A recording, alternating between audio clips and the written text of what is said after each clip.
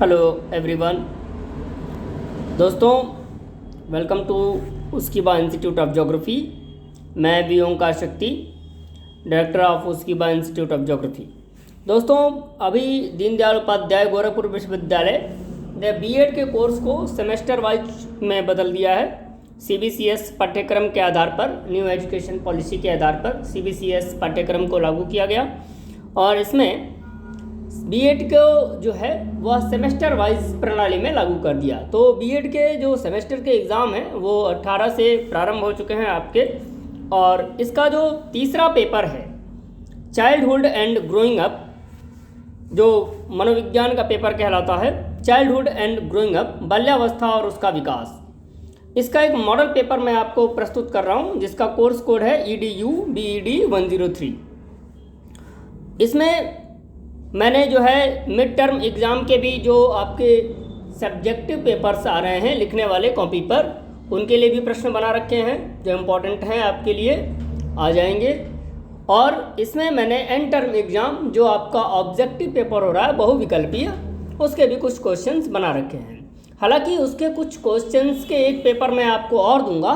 जब दो पेपर आप पढ़ लेंगे, यानी 40 क्वेश्चन के 80 क्वेश्चंस आप पढ़ लेंगे, निसंदेह जो है 90% सफलता की आपको गारंटी, ऐसा विश्वास मैं दिलाता हूं। क्योंकि इससे पहले मैंने अभी दीनदयाल उपाध्याय का जो पेपर बनाया था उसमें लगभग जो है 95% से अधिक प्रश्न सेम टू सेम वही आए थे परीक्षा में, और विद्यार्थियों का उत्साह काफ़ी अच्छा रहा। उन लोगों ने, जिन्होंने भी उस पेपर को पढ़ा, उन्होंने बहुत ही अच्छा प्रदर्शन किया उसमें।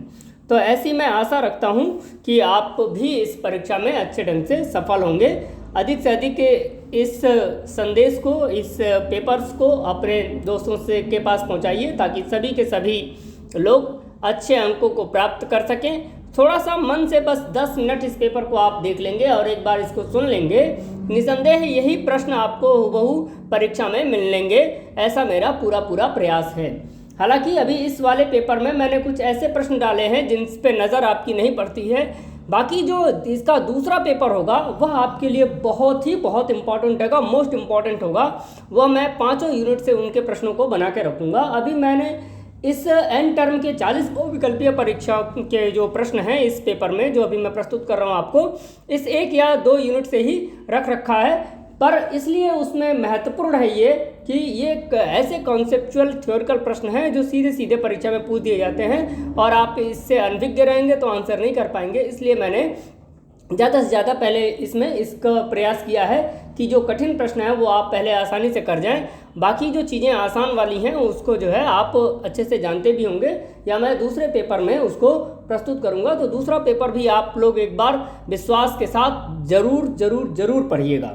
तो चलिए आइए, बिना भूमिका के मैं आपको ये मॉडल पेपर दिखा रहा हूँ और इसमें बता रहा हूँ। देखो, इस प्रश्न पत्र में 2 खंड हैं, जैसे एक अ खंड है, एक ब खंड है। यानी अ खंड मिड टर्म का है और ब खंड एंड टर्म का। 2 पेपर आपको मिलेंगे। तो पहले पेपर की बात करते हैं जिसको खंड अ बोला है मैंने यहाँ पर।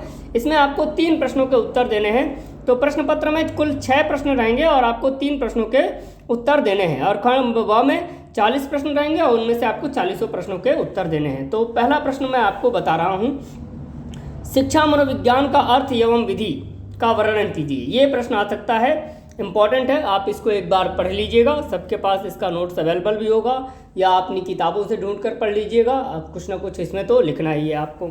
दूसरा, अधिगमकर्ता पर यानी बालक पर, यानी लर्नर पर, सीखने वाले पर, है ना, आनुवंशिकता एवं वातावरण के प्रभाव का वर्णन क्या करना है। इससे प्रश्न आएंगे कि उसका जो लर्नर होता है, अधिगमकर्ता होता है, यानी बालक होता है, विद्यार्थी, शिक्षार्थी जो भी, उसका आनुवंशिकता और वातावरण का क्या प्रभाव पड़ता है उस पर, उसके विकास पर। ये 4 से प्रश्न आएंगे, ये आपको जानना है।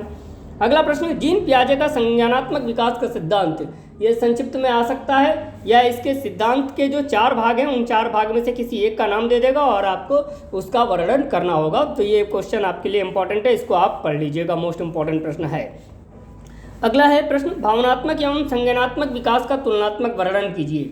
यानी बालक के विकास में जो भावनात्मक विकास यानी संवेगात्मक विकास होता है उसका, और संज्ञानात्मक विकास यानी मानसिक विकास जो होता है उसका तुलनात्मक वर्णन करना है आपको, दोनों का वर्णन कर देना है। तो ये 4 प्रश्न आपके पास रहे।